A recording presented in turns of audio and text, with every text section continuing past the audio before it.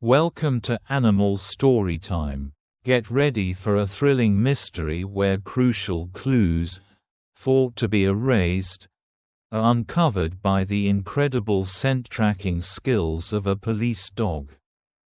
This is the story of Martin Holloway, a wealthy businessman found dead inside his locked car near the edge of a fog-covered forest in Texas. No witnesses, no signs of forced entry, and no trace of the killer.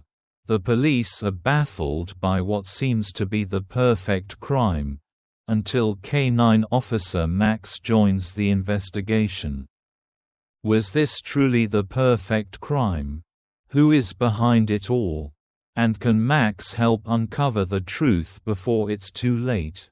Stay tuned as we dive into this gripping tale right now.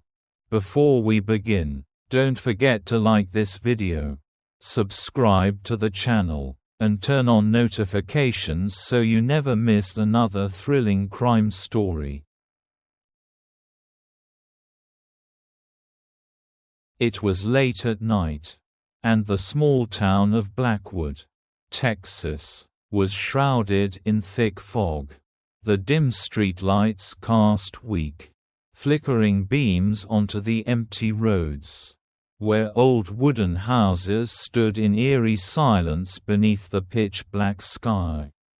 A cold wind rustled through the towering oak trees, sending crisp autumn leaves tumbling across the pavement. No one knew that, amid this unsettling stillness, a mysterious death was waiting to be uncovered. A black Cadillac sat motionless at the edge of a narrow dirt road leading into the forest, its headlights still on, casting a dull yellow glow through the heavy mist. Inside the car, Martin Holloway, a wealthy businessman well known in town, slumped over the steering wheel. Lifeless. Just the night before, he had been seen at an upscale gathering, chatting with the town's elite, a glass of red wine in his hand.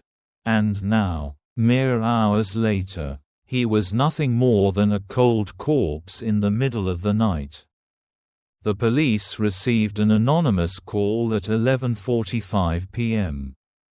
The caller, voice trembling, said only a few words: "There's a man in a car. I think he's dead." When the first patrol car arrived at the scene, everything appeared undisturbed. There were no signs of a struggle, no broken windows, no forced entry. The car doors remained locked, the central locking system untouched. Everything was still, except for the occasional leaves drifting down onto the windshield. The first young officer to approach shone his flashlight through the window. Martin Holloway's face emerged in the dim glow. His eyes were shut, his mouth slightly open as if he had been about to say something but never got the chance. His crisp dress shirt was slightly askew, and just beneath the collar, a dark bruise was beginning to form. It wasn't large, but it was enough to raise suspicion. This was likely not a natural death.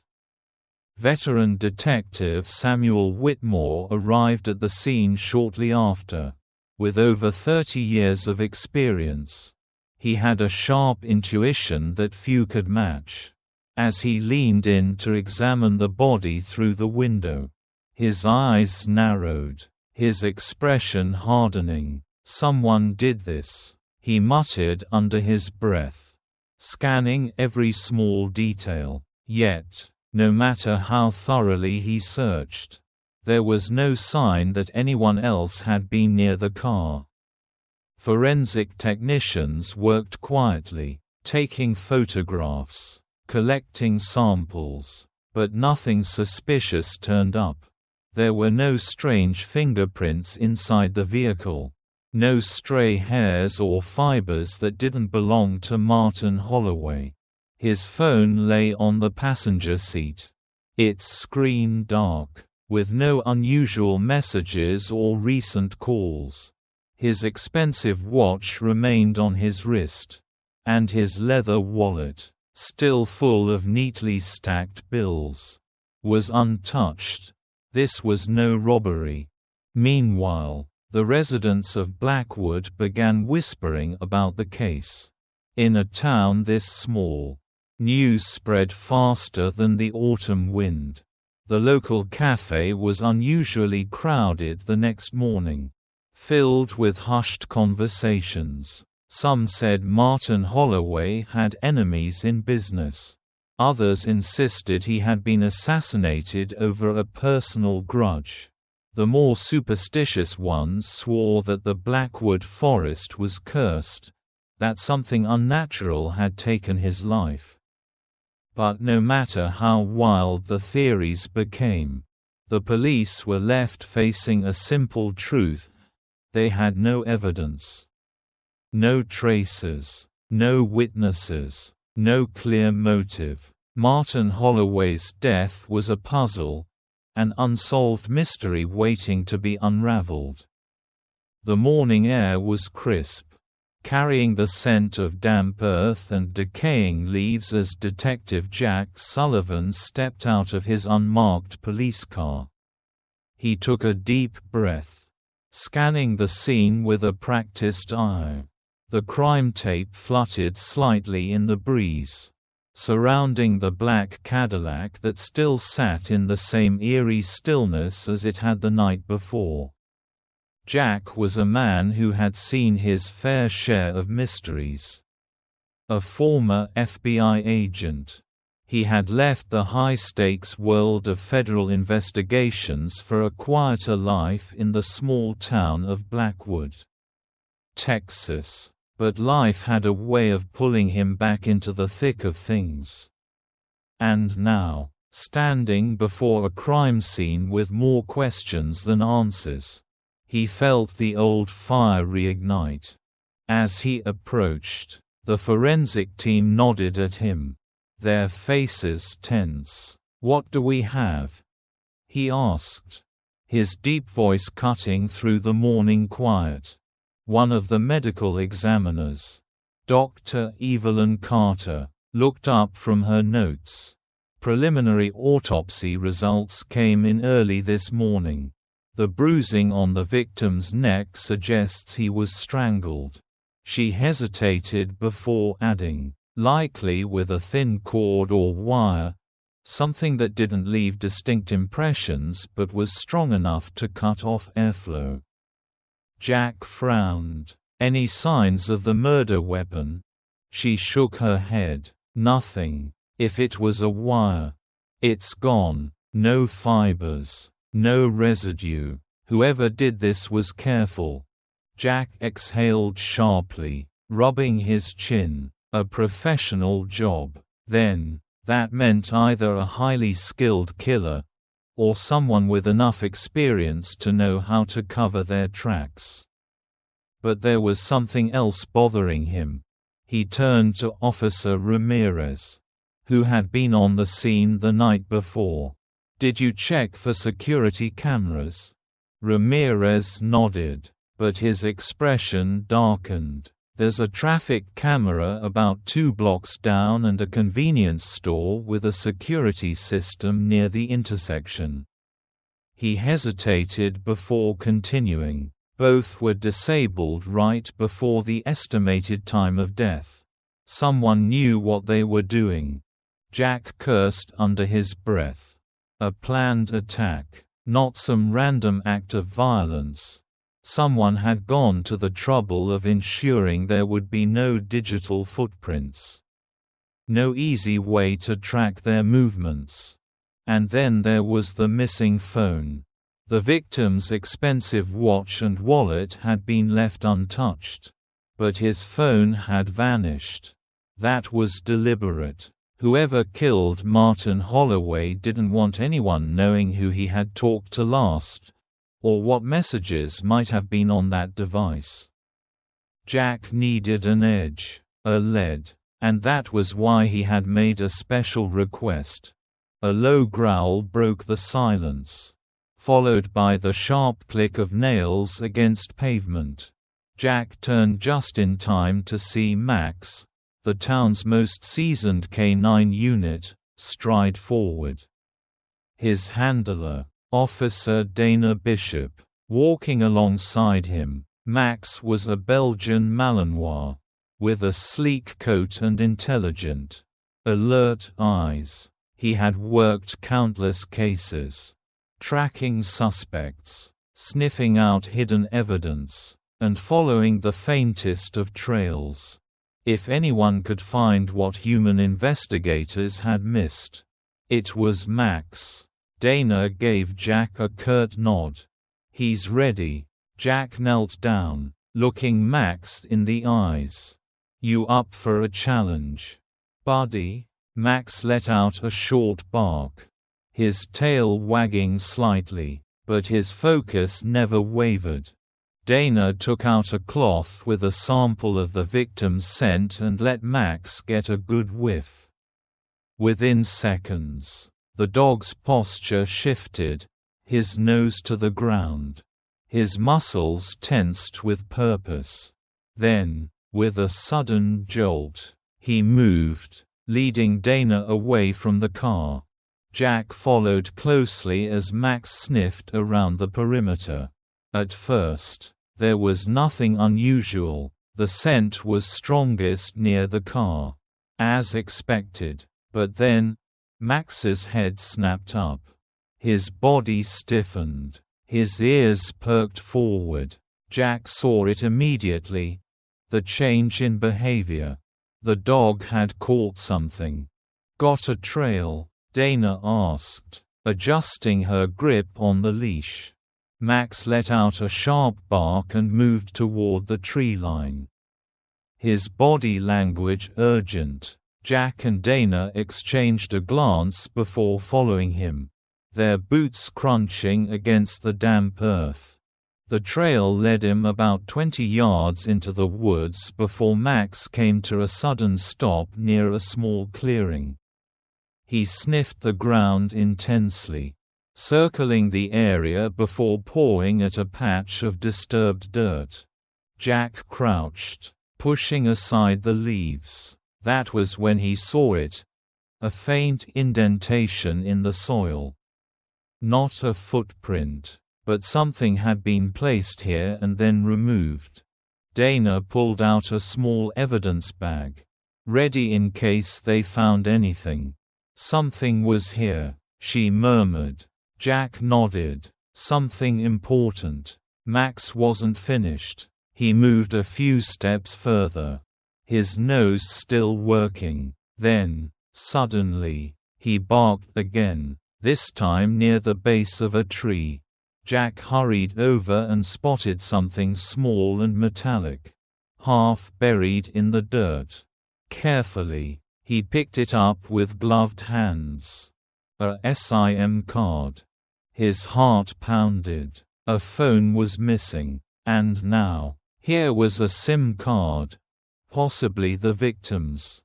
"This could be it," Jack said, holding up the evidence. If the killer had thrown away the phone, they might not have realized the SIM card had fallen out, or they had discarded it separately to prevent any tracking. Dana carefully bagged the item as Max sat beside them. His job done, for now. Jack gave the dog a pat on the side. "Good work, Max." Back at the station, Jack wasted no time getting the SIM card analyzed. It would take time to extract data. But if they could find call logs or messages, they might finally get their first real lead. For now, though, the pieces of the puzzle were starting to take shape. Martin Holloway's death wasn't an accident. It wasn't random. Someone had planned this. Someone had gone to great lengths to erase evidence. But no one could erase everything. And with Max on their side, Jack was determined to find out exactly who had done this, and why. The air inside the Cadillac was stale. carrying only the lingering scent of leather and expensive cologne. The crime scene had already been combed over. Yet there was still something missing, something unseen to human eyes, unnoticed by human hands. That was why Max was here. Detective Jack Sullivan watched as the Belgian Malinois sniffed the interior of the car with laser focus. His handler, Officer Dana Bishop, stood nearby, keeping the leash loose, letting the experienced canine work at his own pace. The forensic team had already gone over the vehicle inch by inch. But Jack knew from experience that no amount of technology could replace a nose as sharp as Max's. Max started with the driver's seat, sniffing around the steering wheel, the floor, and the console, but he didn't react to anything unusual.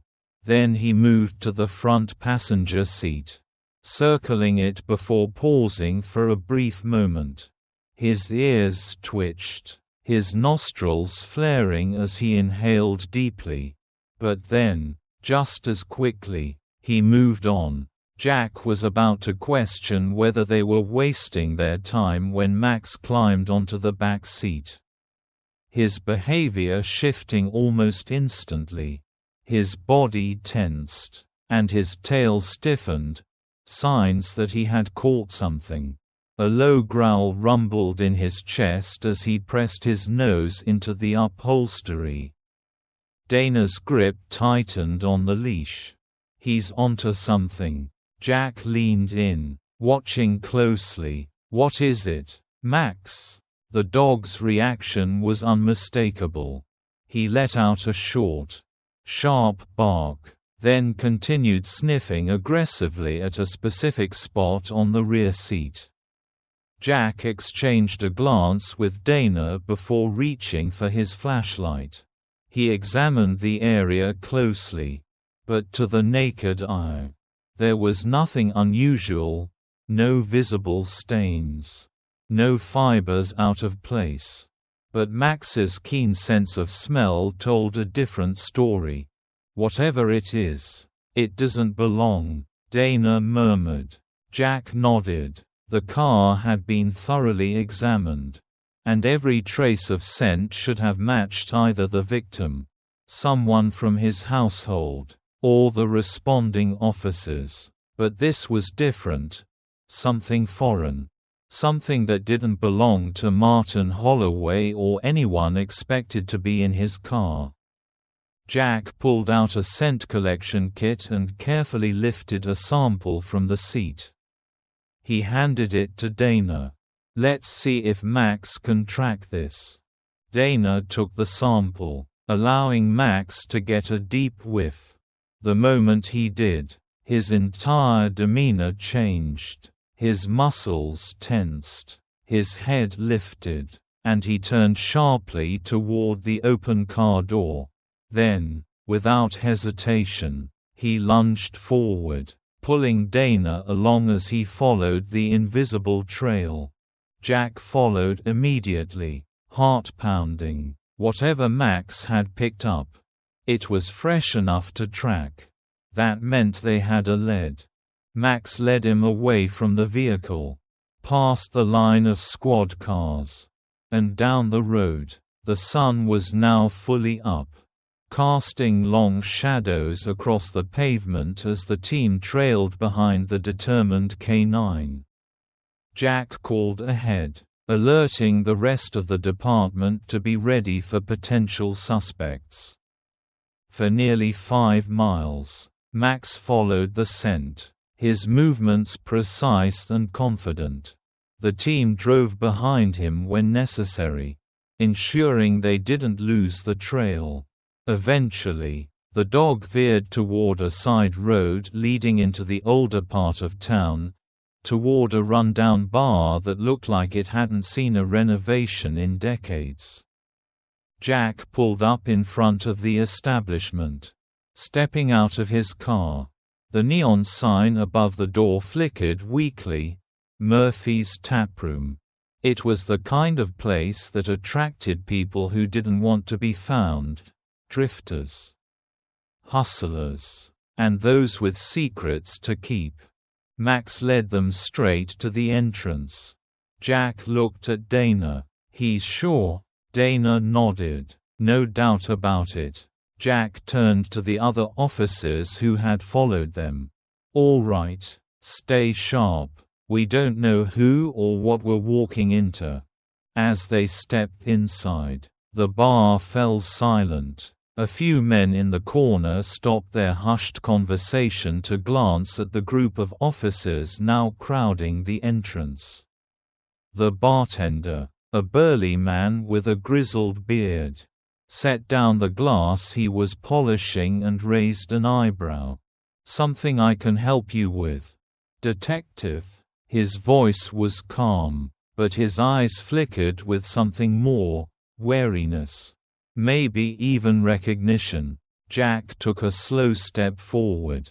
"We're investigating a murder, and our friend here," he gestured to Max, who was now sniffing aggressively toward the back of the bar, "led us straight to your door." A tense silence followed. One of the men at the back shifted in his seat, his hand twitching toward his pocket. Jack didn't miss the movement. His own hand instinctively rested on his holstered weapon, though he kept his posture relaxed. "We're looking for someone who was in the vicinity of Blackwood Forest last night," Jack continued. "Someone who might have been in the wrong place at the wrong time." The bartender exhaled through his nose, then nodded toward the group of men in the corner. "You'll want to talk to them." Jack's eyes narrowed as he turned toward them. There were three of them, rough-looking men with unshaven faces and heavy jackets that looked out of place for the mild weather. They were watching the officers closely, their expressions unreadable. Max suddenly let out a sharp bark, straining against his leash. He wasn't looking at the bartender. His focus was on the tallest man in the group. A broad-shouldered figure with dark, deep-set eyes. Jack took a step closer. "You, stand up." The man hesitated, his jaw tightening. Max barked again. Jack's voice hardened. "Now." Slowly, the man stood, his hands visible at his sides. Jack studied him carefully. Something about him set off every alarm in his mind. "You have a name?" Jack asked. The man exhaled slowly, then muttered, "Logan. Logan Reeves." Jack nodded, then glanced at Dana. "Get Max to take another sniff." Dana pulled out the scent sample and let Max smell it again. The dog immediately turned back to Logan, growling low. Jack's stomach tightened. The trail led here. The scent was on this man. But why? He wasn't about to get answers standing in the middle of a bar. "Logan Reeves," Jack repeated, his voice cool. "You're coming with us." The bar remained silent as the officers moved in. Logan didn't resist, but the flicker in his eyes told Jack one thing: this wasn't over. Not even close. The pieces of the puzzle were slowly coming together. But Jack Sullivan knew they were far from solving the case. With the discovery of the scent trail leading to Murphy's taproom and the growing tension surrounding Logan Reeves, the investigation was now heading in a direction that could expose more than just one secret. The department had compiled a list of potential suspects based on motive, opportunity, and background. James Carter, Martin Holloway's business partner, was at the top of that list. The two had been embroiled in financial disputes for months. their disagreements growing so intense that their company's board members had been forced to mediate.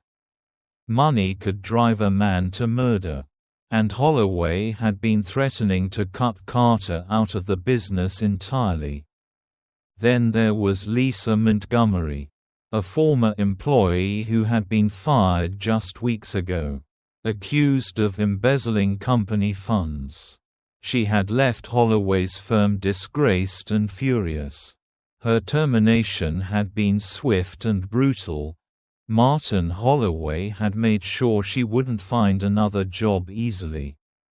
Jack knew that desperation could turn into vengeance. And Lisa had every reason to hate the man. And finally, there was Victor Ramirez, an ex-mercenary with a long and violent history. He had no official connection to Holloway, but his sudden appearance in town on the night of the murder had raised alarms. Jack had worked on enough cases to know that men like Ramirez didn't just show up in quiet towns without a reason. With 3 prime suspects, Jack knew they needed to move fast. The biggest break came from Max. Back at Murphy's taproom, Jack and his team moved carefully, watching every patron with suspicion. The bar had a way of swallowing secrets, its dim lighting and low conversations masking whatever dealings were happening in the background. As Jack walked in, Max stayed close, his sharp nose twitching, scanning the air for anything unusual. Then, suddenly, Max stiffened. Jack immediately followed the dog's line of sight. Max wasn't looking at Logan Reeves anymore. His attention had shifted to the far corner of the bar, where an old leather jacket was draped over a chair. Jack moved toward it, his instincts flaring. "Whose jacket is this?" he asked, his voice cutting through the room. The bartender hesitated for a split second too long. "That belongs to a guy who comes in sometimes," he finally said. "Victor Ramirez." Jack's pulse quickened. He reached down and picked up the jacket. It was heavy, worn, and smelled faintly of whiskey and cigarette smoke. But Max wasn't reacting to the scent of alcohol. He was reacting to something else. Jack ran his hand through the inside pocket. His fingers brushed against something coarse. Carefully, he pulled it out, a thin, dark cord. His stomach tightened. It was a rope, and it looked suspiciously like the kind that could have been used to strangle Martin Holloway. "Bag it," Jack ordered, passing it to Dana Bishop, who immediately slipped it into an evidence bag. As she did, she paused, her trained eye catching something even Jack had missed. "There's residue on it," she murmured. "Look at the fibers." Jack took a closer look. Embedded in the strands of the cord were tiny, almost imperceptible fragments, traces of fabric, dark in color. "Compare this with the victim's shirt," Jack said, his mind working quickly. If the fibers matched the fabric from Holloway's collar, this could be the murder weapon. Victor Ramirez had just become the prime suspect. Jack turned back toward the bartender. "Where is he?" The bartender hesitated. "I don't know. He comes and goes." Jack wasn't buying it. He left this jacket behind. That means he planned to come back. He locked eyes with the bartender. "Cyril, ask again. Where is he?" Before the bartender could answer, the back door slammed shut. Jack's instincts kicked in. "He's here. Move." The team surged into action. Jack and Dana pushed through the back entrance just in time to see a figure darting into the alleyway. Ramirez. "Stop!" Jack shouted. But Victor Ramirez wasn't the type to surrender. He bolted. Max was already ahead of them. The moment the leash was released, the canine sprang forward like a missile, his powerful legs carrying him straight toward the fleeing suspect. Ramirez was fast, but Max was faster. Within seconds, the dog lunged, his powerful jaws clamping onto Ramirez's arm, dragging him down with a force that knocked the breath out of him. The man hit the pavement hard, cursing as he struggled against the dog's grip. "Stay down," Jack barked, gun drawn as he closed the distance. Ramirez knew he was outmatched. With a heavy sigh, he raised his hands in surrender. Jack approached, his heart still pounding. "Victor Ramirez, you're under arrest," as Dana cuffed the suspect. Jack watched Ramirez closely. The man wasn't panicking. He wasn't even surprised. That meant one thing. He had been expecting this. Which meant he wasn't working alone. Jack exchanged a look with Dana. "This isn't over," he murmured, because while they had Ramirez in custody, they still had 2 other names on their suspect list. And something told Jack that this murder went deeper than just one man with a rope. Victor Ramirez sat in the cold, dimly lit interrogation room, his wrists cuffed to the steel table. His face was unreadable, calm, almost detached, as if he had done this 100 times before. Across from him, Detective Jack Sullivan leaned forward, watching him closely. He had interrogated enough criminals to know when someone was lying. But Victor wasn't squirming, wasn't shifting in his chair, wasn't stalling. "I didn't kill him," Victor said, his voice steady. "That's the truth." Jack didn't flinch. "Then explain the rope we found in your jacket. The same kind of cord that was used to strangle Martin Holloway." Victor exhaled through his nose. "That's not my rope. I didn't put it there." Jack narrowed his eyes. "Then how did it end up in your pocket?" Victor paused for a long moment before finally saying, "I was hired to follow Holloway. That's it. Just surveillance." Jack's jaw tightened. "By who?" Victor hesitated. His eyes flickered with something. Doubt. Reluctance. Or maybe a sliver of fear. He shook his head. "I don't know their real name. It was all done through a middleman. The job was simple. Watch Holloway. Report back on where he went. Who he met with. No contact. No interference."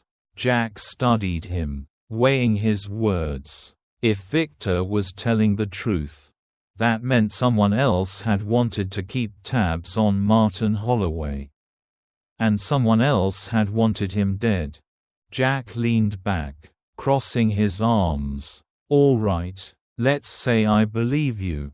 Why did you run?" Victor scoffed. "Because I know how this works. A guy like me, with my record, you find my jacket, you find the rope, and suddenly I'm the prime suspect. I ran because I knew I was screwed either way." Jack didn't respond immediately. He knew Victor was right about one thing. His past made him an easy target. But if he wasn't the killer, then who was? That was when Max found something new.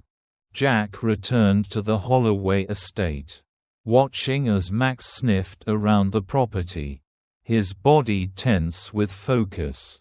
The canine had already led him to one breakthrough. Jack wasn't about to ignore another.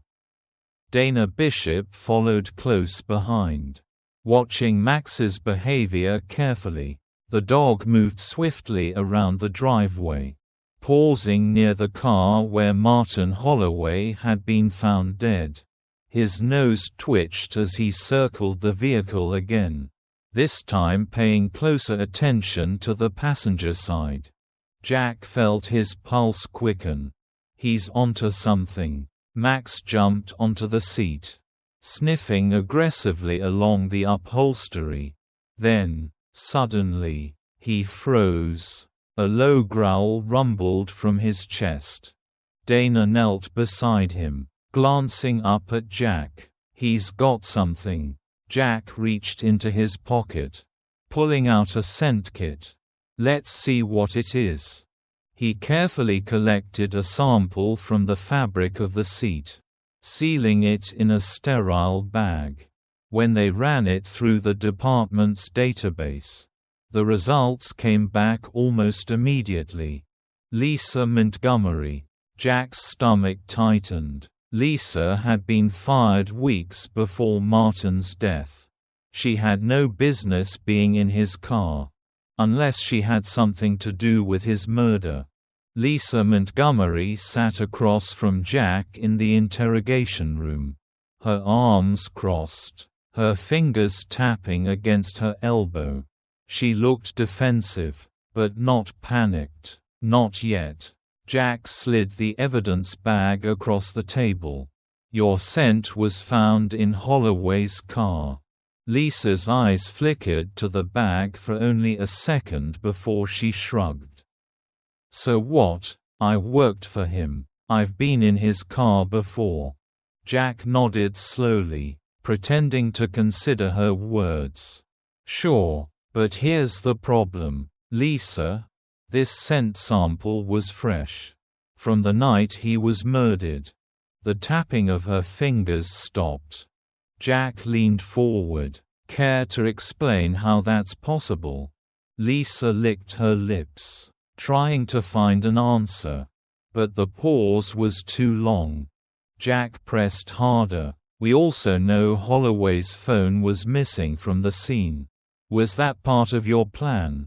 Take the phone. Erase anything that could tie you to him." Lisa's jaw clenched. "I didn't kill him." Jack tilted his head. "Then why were you in his car?" She hesitated. For the first time since she walked in, her confidence cracked. Jack seized the moment. "Victor Ramirez says he was hired to follow Holloway. So let's say you had nothing to do with this. Let's say you just happened to be in his car that night for some innocent reason. That still doesn't explain why he ended up dead." Lisa's breathing was shallow now. She started, but the words caught in her throat. Jack let the silence drag, watching her unravel. Then, in a voice calm but sharp as a knife, he asked, "Who hired Victor?" "Lisa." Her eyes snapped up to meet his. There it was. She knew. Jack leaned back, exhaling. "Lisa, if you weren't the one who did it, then you know who did. And I promise you, whoever it is, they're not going to protect you. They're going to let you take the fall." Lisa's fingers curled into fists. She swallowed hard. Then finally whispered, "I want a lawyer." Jack wasn't surprised, but it didn't matter. They had her. Lisa Montgomery was involved in this, one way or another, and if she was willing to lawyer up rather than explain herself, that only meant one thing: the truth was even uglier than they had imagined. Jack Sullivan knew that the only way to catch a criminal with everything to lose was to make them believe they were already doomed. And that was exactly what he planned to do.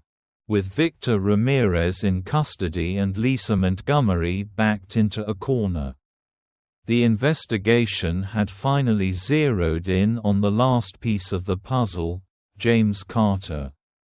He had the motive. He had the opportunity. And now, they just needed him to admit it. The team set the trap carefully. A public announcement was made. DNA evidence had been found on the murder weapon, and test results were pending. In truth, they didn't have a solid DNA sample yet. But that didn't matter. What mattered was making the real killer nervous enough to make a mistake. Jack knew that Lisa Montgomery, now facing the terrifying reality of being tied to a murder investigation, would try to save herself. And if James Carter was the man behind this, she would go straight to him. That's where Max came in. The K-9 had already proven to be an invaluable asset to the case. And now, Jack needed him to do one last job: track Lisa. Lisa didn't disappoint. Just hours after the police announcement, she made her move. Dressed in a dark hoodie, she left her apartment through the back entrance, taking a cab instead of her own car. She was careful, but not careful enough. Jack and his team followed from a distance, and Max, tracking her scent, ensured that she never disappeared from their radar. She arrived at a secluded parking lot behind an abandoned warehouse, the perfect place for a conversation that wasn't meant to be overheard. Jack and his team, already positioned nearby, watched as Lisa anxiously checked her phone. A few minutes later, James Carter arrived. He stepped out of his luxury sedan, dressed in a tailored suit despite the grimy surroundings. His face was tense, his eyes scanning the area before he walked over to Lisa. The police had hidden recording devices planted around the area, and Jack, listening through an earpiece, could hear every word. Lisa wasted no time. "The cops have DNA evidence," she hissed. "They're closing in." James exhaled sharply, running a hand through his hair. "How? That's impossible. They're lying," he said, but there was a crack in his voice. "They're fishing for something. If they had real evidence, we wouldn't be standing here." Lisa's voice trembled. "I can't go to prison, James." He grabbed her arm, lowering his voice. "Then you keep your mouth shut. If you don't say anything, they've got nothing." Lisa shook her head. "It's over. Victor already talked. They know I was in the car. If they test the rope and it leads back to you." James froze. Jack could hear the panic setting in, and he knew they had him. He was unraveling. James's grip on Lisa's arm tightened. "You told me there wouldn't be any loose ends." His voice was barely above a whisper, but the recording devices caught every word. "You said you wiped everything." Lisa pulled away. "I did, but they found my scent in the car. And now they're testing the rope. You have to do something." James stepped back, his breathing ragged. He muttered something under his breath. Then he made the mistake Jack had been waiting for. He sighed, shaking his head. "I should have handled it myself." Lisa's face paled. "James." "No," he cut her off. "I trusted the wrong people." He clenched his fists, his voice low with fury. Holloway was going to expose everything: the missing money, the fake reports. He had proof. "Lisa, if I hadn't taken care of him, we'd both be ruined." Lisa's mouth fell open. "You." Before she could say another word, the police moved in. "Blackwood PD. Hands where we can see them." James spun around, shock freezing him in place as Jack and his team emerged from the shadows. Guns drawn. Lisa stumbled backward, hands raised. I didn't.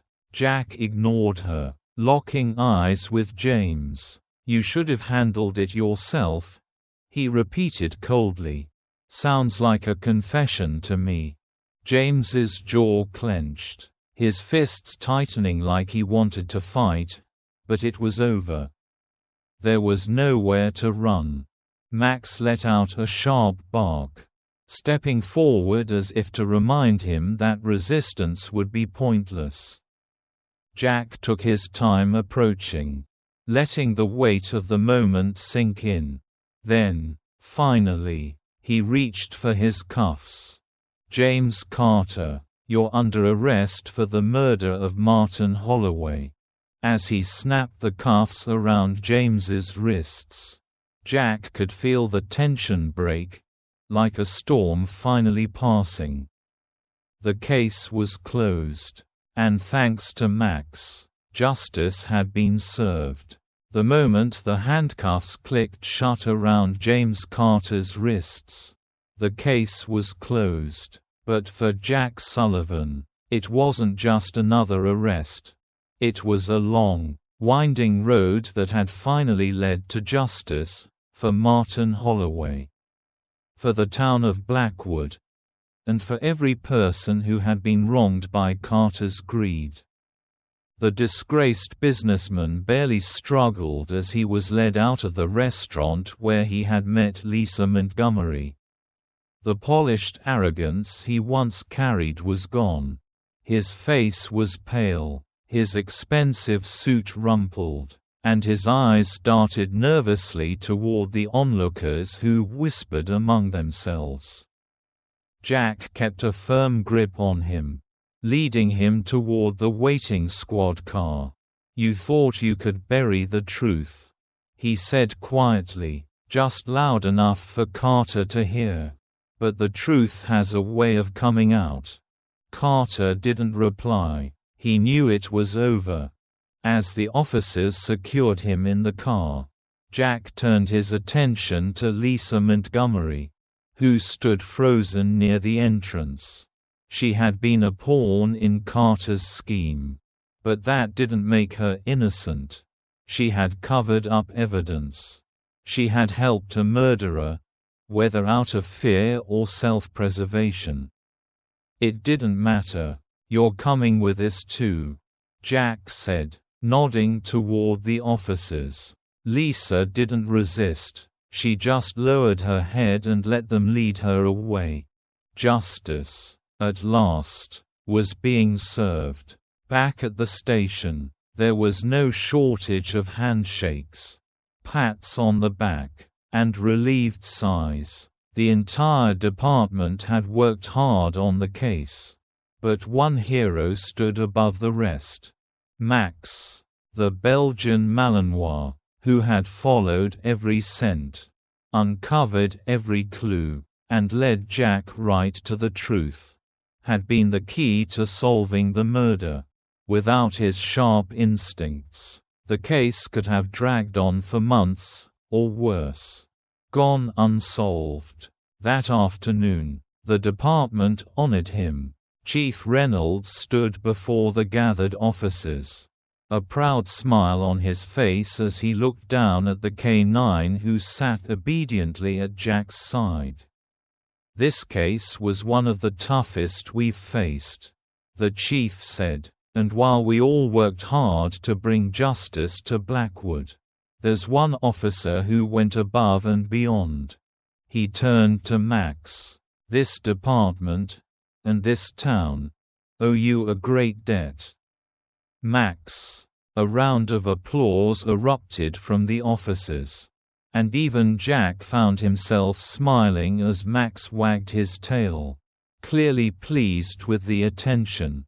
Someone even brought him a thick, juicy steak as a reward, which he devoured with enthusiasm. But as the ceremony wrapped up, a difficult question remained. Max's job was done. His duty to the case was complete. And yet, Jack couldn't shake the thought of what came next. K-9 units were valuable assets. but they were also living beings. Partners, not just tools, and Jack had grown attached to Max, more than he ever expected. Max had been by his side through every twist and turn of the investigation. He had trusted Jack, and Jack had trusted him in return. That kind of bond wasn't something Jack was willing to walk away from. Later that evening, Jack found himself at the kennel where Max was kept. The facility was clean, well maintained, but it still felt wrong to leave him there. Max sat in his designated space. Ears perked up the moment he saw Jack approaching. His tail thumped lightly against the floor, not desperate, not impatient, but expectant, like he was waiting for Jack to make a decision. Jack crouched down, resting his arms on his knees. "What do you think, buddy?" he murmured. "You wanna stick around?" Max didn't move at first. He just stared, those intelligent eyes studying Jack the same way Jack had studied crime scenes his entire career. Then, slowly, Max got up, stepped forward, and pressed his head against Jack's chest. Jack let out a breath he hadn't realized he was holding. Decision made. Jack had always considered himself a loner. He had spent years in law enforcement, chasing criminals, solving cases, never putting down real roots. But as he drove home that night, the passenger seat occupied for the first time in years, he didn't feel alone. Max lay stretched out beside him, his head resting comfortably on the seat, eyes half closed. The hum of the car engine was the only sound in the quiet Texas night. Jack glanced over and smirked. "You're not expecting me to cook you steak every night, are you?" Max let out a soft huff, almost like a laugh. Jack shook his head and looked back at the road. For the first time in a long time, he felt something settle inside him, something right. The case was over, justice had been served, and now, Jack and Max had a new future ahead of them. Together. With his sharp instincts and unparalleled scent-tracking abilities, K9 Officer Max had done what no human investigator could, unraveling the hidden clues that led to the truth. Thanks to Max and Detective Jack Sullivan, the perfect crime was far from perfect. The pieces fell into place, revealing a web of deception, betrayal, and a carefully orchestrated murder that nearly went unsolved. Justice has been served, but one question remains: how many more crimes go unnoticed, waiting for a keen nose and a determined heart to expose the truth? What do you think of Max's incredible detective work? Have you ever heard of real-life cases where K9 officers played a crucial role? Let us know in the comments below. Before you go, don't forget to like this video, subscribe to the channel, and turn on notifications so you never miss another thrilling crime story featuring our four-legged heroes. Oncoming police car dog.